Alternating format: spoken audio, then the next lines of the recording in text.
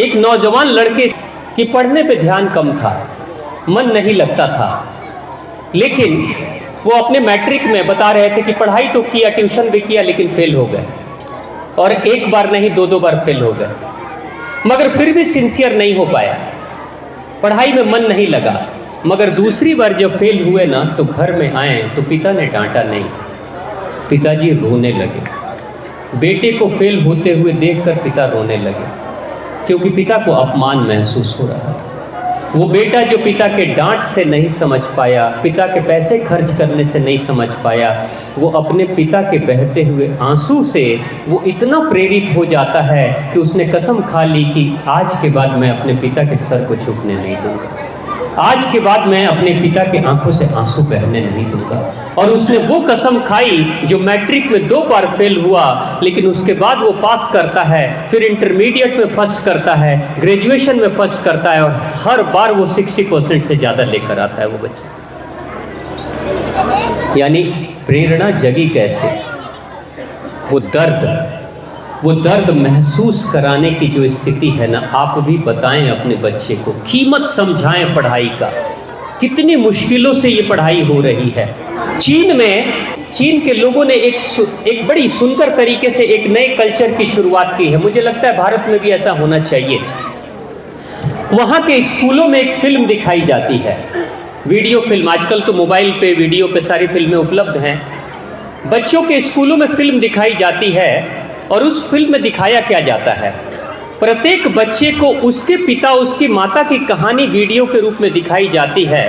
अगर कोई पिता है जो सर पे बोरा लेकर ढो रहा है, अगर कोई पिता है जो खेतों में काम कर रहा है, अगर कोई पिता है जो रिक्शा खींच रहा है, अगर कोई पिता है जो सफाई कर्मचारी है, अगर कोई पिता है जो 8-8 घंटे फाइल में काम कर रहा है और आंखों में दर्द कर लेता है, अगर कोई पिता है जो बहुत मुश्किल से, जिसकी कमर में दर्द है लेकिन बावजूद उसके मेहनत कर रहा है, तो उनकी फिल्में बनाई जाती है और बच्चों को उनके क्लासरूम में लाकर दिखाते हैं कि देखो बेटा, जिस शिक्षा को तुम ग्रहण कर रहे हो ना, उसकी कीमत के लिए तुम्हारा पिता, तुम्हारी माँ कितनी मेहनत कर रही है।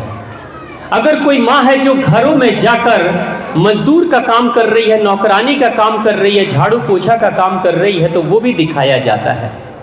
और बच्चे देखते हैं, कई जगहों पे वीडियोस रिकॉर्ड हुए हैं कि बच्चे अपनी माँ और अपने पिता के संघर्ष को देखकर रोने लगते हैं, रो रहे हैं बच्चे। लेकिन उसी के बाद से उनको अपने पढ़ाई की कीमत समझ में आ गई, उनको अपने पढ़ाई की कीमत समझ में आ गई। मैं आप सबसे विनती करता हूं कि जो भी माता पिता बैठे हुए हैं, आप कभी मत सोचिएगा कि बस स्कूल बच्चे को भेज देंगे, लड़का हमारी स्कूल चल जाइए, नौकर बाद हमारा चिंता करे की जरूरत नहीं है, अब सारा काम शिक्षक का है और सारा काम मैडम टीचर का है। ऐसा नहीं, आपको 24 घंटे अपने बच्चे के ऊपर समय देना पड़ेगा। संस्कार बेहतर बने।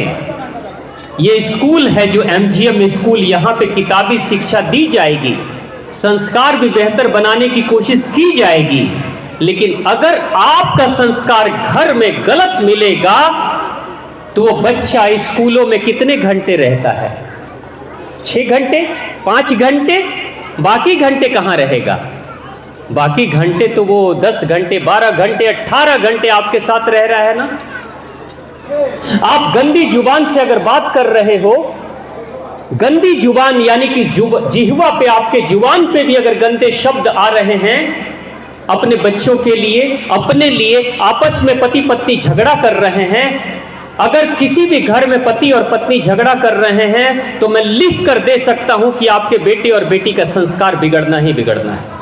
आप नहीं सुधार सकते, बिगड़ना ही बिगड़ना है। बच्चा वही कॉपी करेगा जो माँ करेगी। बेटी अपनी माँ से सीखती है और बेटा अपने पिता से सीखता है।